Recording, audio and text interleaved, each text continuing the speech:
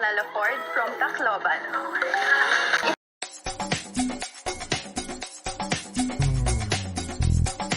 Showbiz Kachika TV.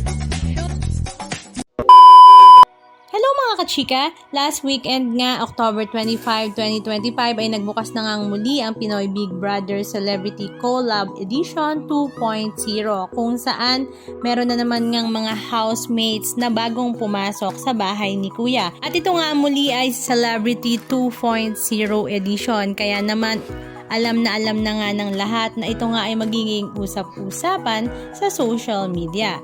Isa nga sa mga matadapang na pumasok sa bahay ni Kuya para nga subukin ng mga pagsubok na ibibigay ni Kuya at para magpakatotoo nga sa bahay ay ang bunsong anak nga ni Queen Mother Carla Estrada at bunsong kapatid nga ng nag-iisang Daniel Padilla na si Carmela Ford. Super proud nga si Queen Mother Carla Estrada sa pagpasok nga ng kanyang bunsong anak sa bahay ni Kuya dahil alam nga daw niya na kayang-kaya nito ang mga pagsubok at the same time alam niyang magpapakatotoo rito ang kanyang bunsong anak. At nakakatuwa rin nga ang dahilan ni Carmela dahil gusto rin nga daw niyang gumawa ng sariling pangalan sa mundo ng showbiz industry at hindi lang daw siya makikilala bilang anak ni Queen Mother at kapatid nga ni Daniel Padilla. Samantala, hindi naman ito ang first time na pagpasok ni Carmela sa bahay ni Kuya dahil 10 years ago nga, nang siya nga ay 9 years old ay pumasok din dito sa bahay ni Kuya para nga sunduin ang kanyang mama na si Carla Estrada. At ngayon nga, this time, 18 years old na siya ay papasok nga siya sa bahay ni Kuya na talaga namang super excited.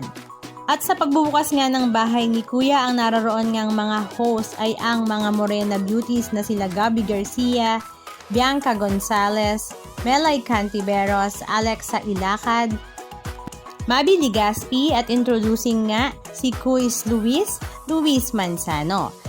Halika at panoorin natin ang ilan sa mga video clips ganap na kanilang ibinahagi sa kanilang mga social media account. Perfect, di po ako perfect na tao. Magkakamali at magkakamali po ako. Pero kuya, siguro one thing's for sure is magpapakatotoo lang po ako.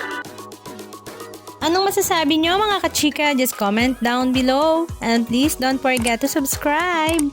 Thank you!